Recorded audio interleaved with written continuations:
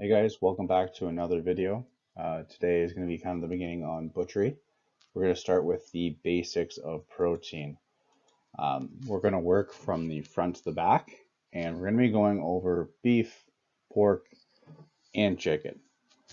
So without further ado, we're going to get into it. The chuck is a slow braising style of beef. Pardon me. There are two sections. Top half is known as the blade, or the chuck eye, and the bottom half is known as the clod. The top half, so the blade, does intersection here with the prime rib steak. That intersection is actually known as a Delmonico. We can get that further in another video. This is all basically slow cook type of beef.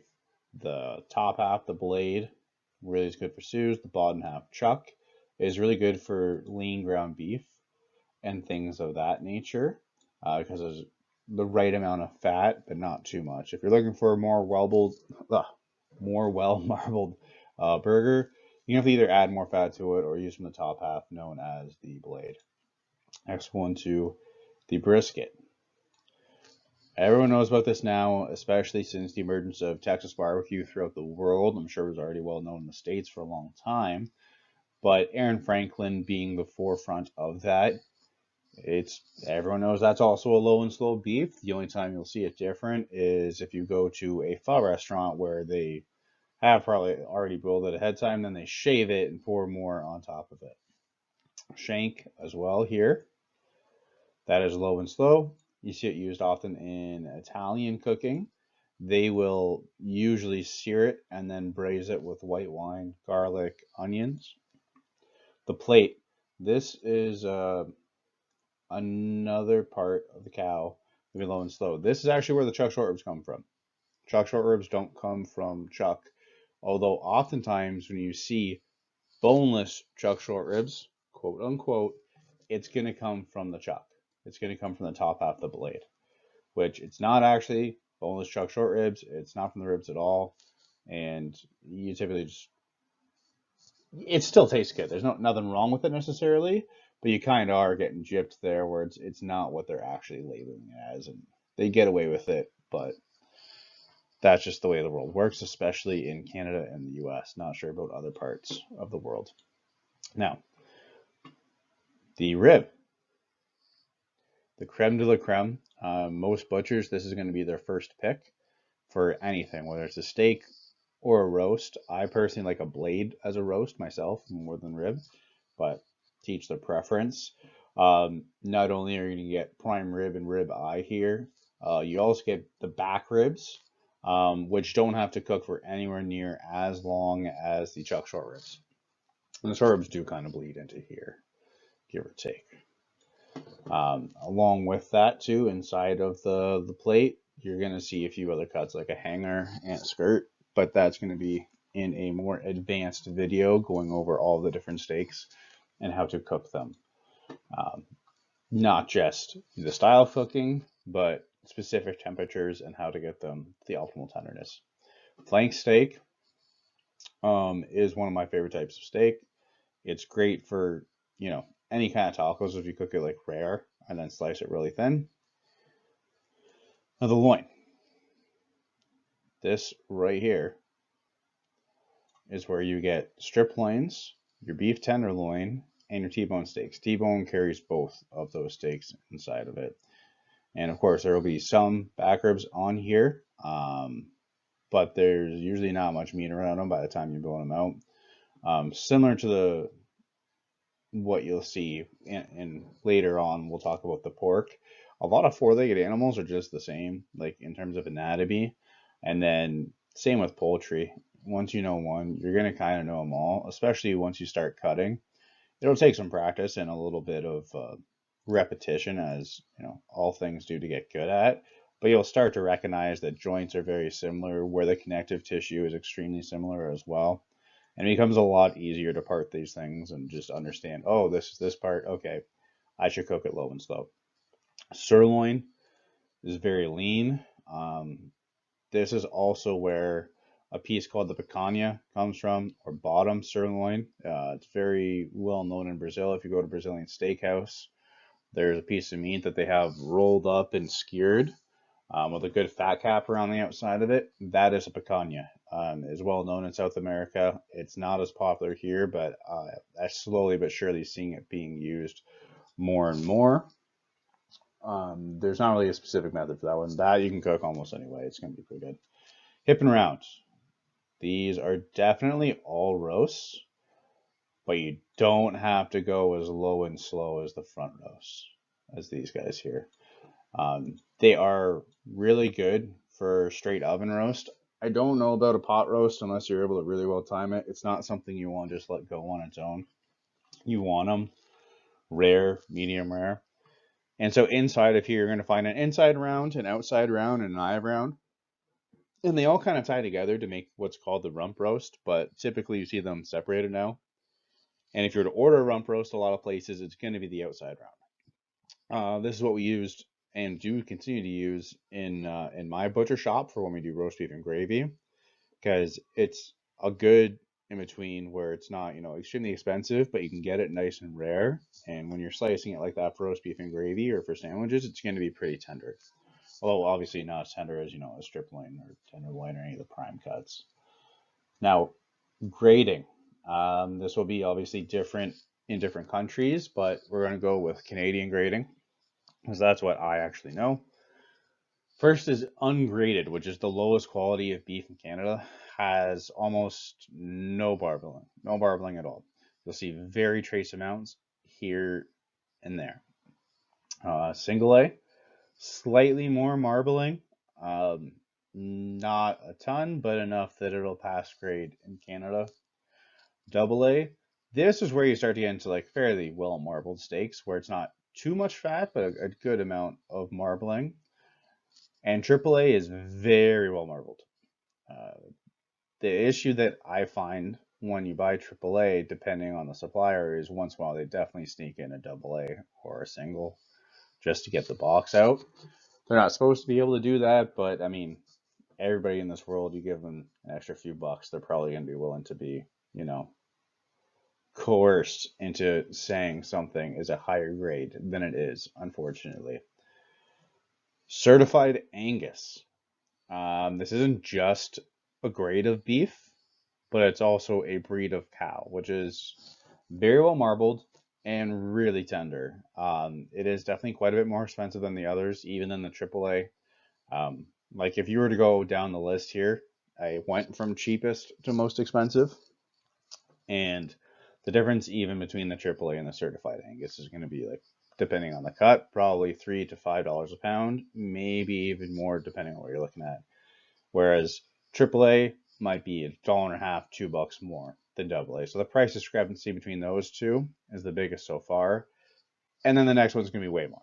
Period. Wagyu, pretty famous now. Everyone knows about it. It's from Japan, of course. It has its different gradings of A1 through A5. They're all extremely well marbled. More fat than protein, really, which I know a lot of people look at and say, oh, it's bullshit. You're just paying for fat. It's indescribable. Like, I've had it because, butcher, I can get it fairly cheap. Get a few friends that want to throw a couple bucks my way, and you know what, cut my losses halfway. And it is phenomenal. I recommend almost everyone try it at least once in their life and try real Japanese Wagyu. Um, One of the times it was cheaper. I don't know why I did quotation marks, but it was cheaper. But it was Australian Wagyu, and we got it. Wasn't anywhere near the same. This was after I already had the Japanese Wagyu. It was nowhere near as good. It was more of an actual steak bite, which hey, maybe some other people prefer. But when I'm paying, you know, it was only like $20 a pound cheaper, which sounds like a massive difference. But when you're talking about how much money you're paying at this, going from $100 a pound to $80 a pound, and it's just nowhere near as good. I might as well have just gotten a double A steak. I would have been just as happy as the Australian Wagyu. But if you do get the chance to get like Japanese A5 Wagyu, even it's like $150 for that steak, $200 for that steak. That's the only time you're going to do it. Just do it. I would say this though, it is extremely rich. So if it's like a 8 to 10 ounce steak, that could probably leave two guys pretty satisfied. Like I could not finish a full steak my own, like myself. Literally just slice a little bit up. Each friend gets a little bit, and after like 3, 4 pieces, you're kind of like, wow, pretty full. The thing you gotta think about is it's extremely calorie dense, and your body will have some kind of sense for that nutrient when it's coming from whole food sources such as animals. And yeah, it's very filling, and I can't say enough good things about it aside from its price point. And it's like that price point not just because it's like a rare cattle or rare breed. There's not much room to grow them in Japan, and they also don't allow pure breeds to leave Japan. I know a lot of people try to say theirs are purebred in Australia and in America. They are not. They were given either semen or a heifer to go with them, but you will. There was not a bull that ever left, and not a heifer that left. I guess you could take a heifer and get the artificial semen, but no, you will not find it anywhere else. And I can guarantee you, you're getting ripped off if someone tells you it is. And you can tell just looking at it too. If you've seen real Australian or Wagyu and compare that to real Japanese Wagyu, it's a night and day difference. So I would recommend specifically looking for Japanese Wagyu if you're going to try it. And if not, just way outside your price range. You never get the chance, and it's just not worth it to you for that one experience. Then don't do it. No big deal. But certainly the biggest price difference between that and any others. And there is Wagyu is a form of Kobe, and there's other forms of Kobe that could be slightly more expensive than just Wagyu. Like there's olive fed Wagyu, et cetera, et cetera. But generally speaking, it's the most expensive type of beef you're going to get. Now, pork. Very similar to beef in a lot of ways because it's a four-legged animal.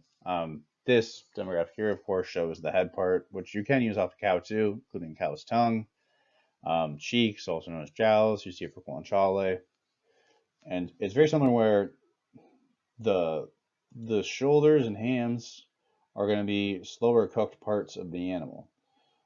It's all the working muscles that really get that. Shoulder you'll see used for pulled pork, and you also get your Boston butt out of there, which is really really nice boneless roast.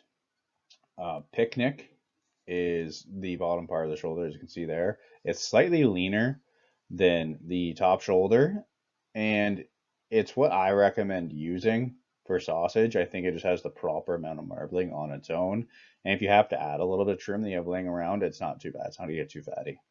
Whereas, I mean, if you use full on shoulder, it does have a little bit more fat for sure. And then yeah, trim might become too fatty. Really depends on your preference. I know some guys like their fat as high as like 50%, which is just ridiculous. To me, that's a hot dog. The hock, something else that is low and slow. That's not actually the whole leg though. I know they have it shown there like that, but the hock is actually just just the knuckle on the leg, basically like the kneecap, like right here. So that you also see smoked a lot, and it gets used for split pea soup and a few other things. And then obviously you have the actual feet,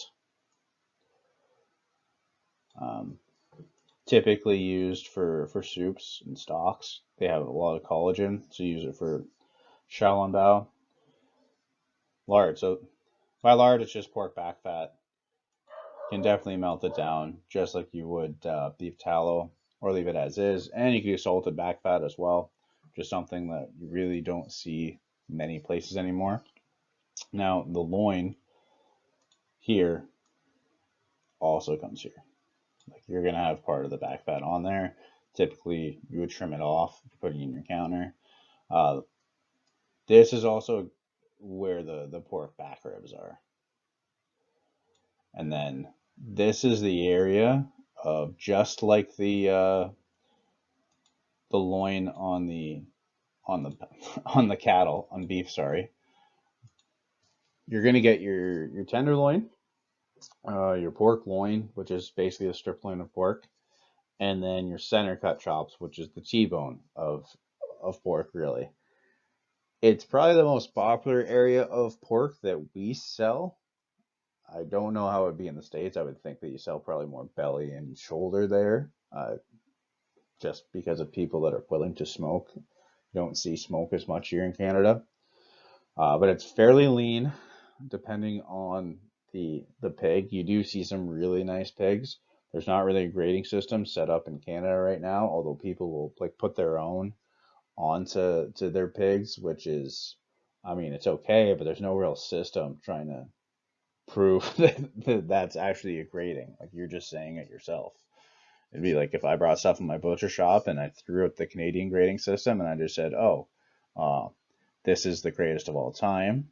This is, the best of the best, and this is, oh my God." Like they just make up BS, and there actually is a company known as, I might be screwing this up. I think VG Meats in Ontario that has won a couple of butcher competitions, and now they tried putting their own grading system on their own beef, and they tried to call us up to get us to buy beef, and they want to do their own grading system.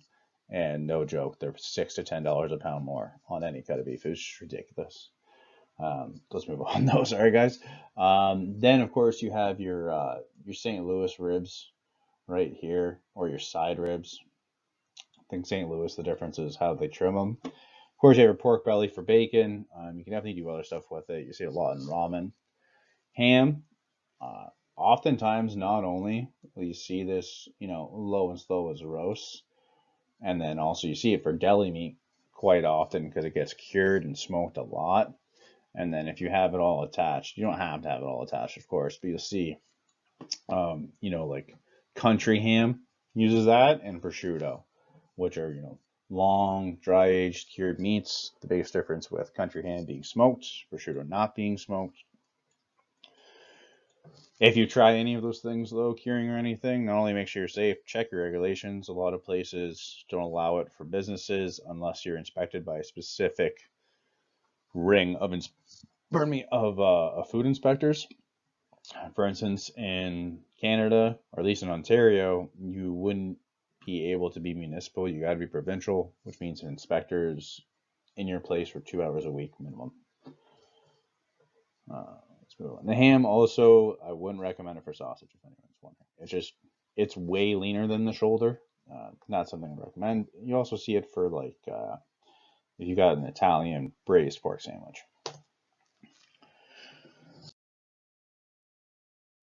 This is just a further advanced cutting uh, chart, basically. I couldn't find one for the beef that would fit here. This I'm not going to go over, but in case you want to, pause and take a look at some of the things that you can go through, feel free. Otherwise, on the internet, there's plenty of good charts for both, but I couldn't find one for the beef that would actually fit in this screen, and I wouldn't want to put it here if it was, not a better quality. Now, chicken. Don't really see many chicken heads, at least in Canada. I'm sure other parts of the world use them in soups and such. Same with the neck. The back typically is attached to the breast. Usually, when you cut the breast, there'll be some taken off for soups and stews as well when you're parting the chicken. Same with the tailbone. You're not getting a full tail when you get it. It's a tailbone unless you're killing the chicken yourself. And then you have to defeather it, and that's real fun. Would not want to do that myself. I'll just pay the extra couple bucks. But anyways, the other name for it is the Pope's nose. I would typically just throw into like stock.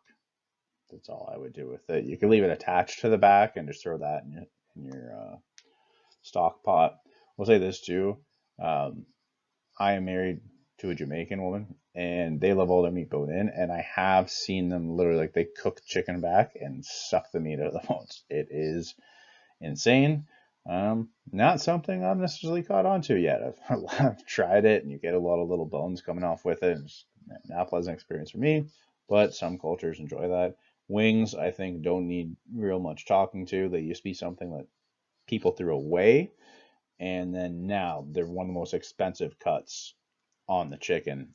I mean, you only get 4 per bird, assuming that bird had, all 2 full sets of wings. So you're gonna get 4 per bird.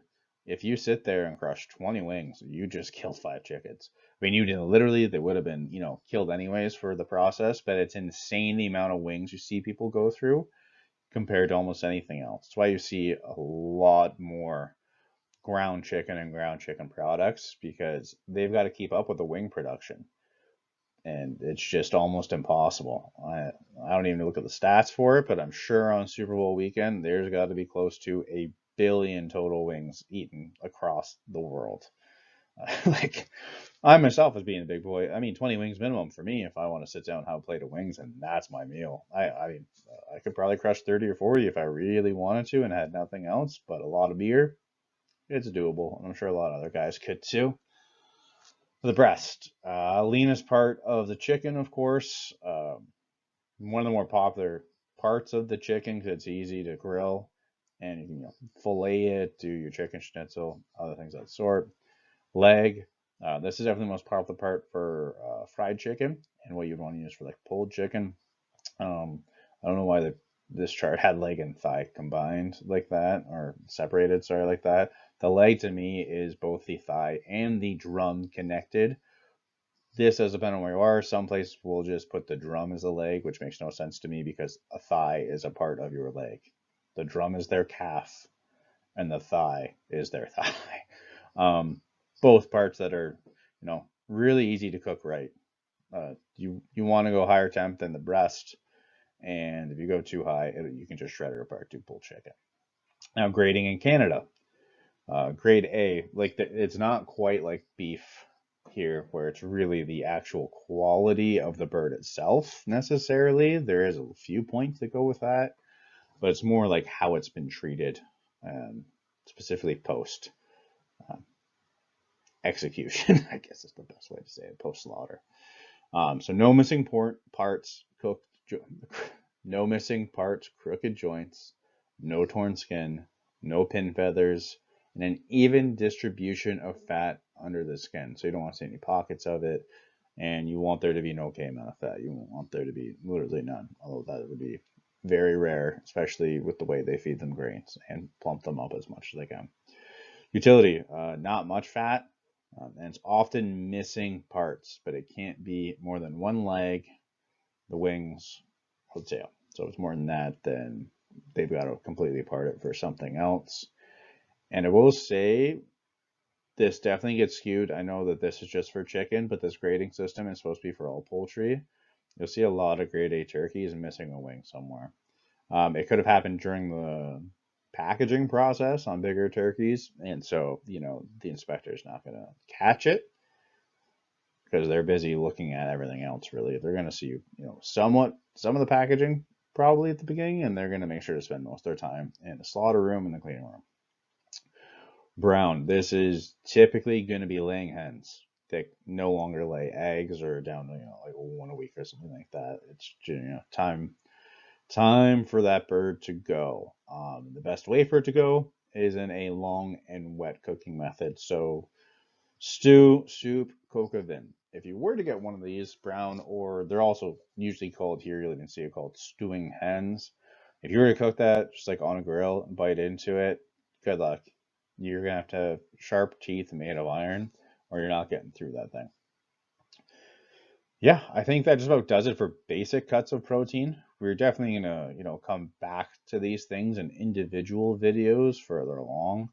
As my goal here will be to teach you guys how to go from amateur to someone that could probably go at least butcher in a restaurant. The thing is, even with the knowledge I give you, you just need to practice. Make sure you practice with anything.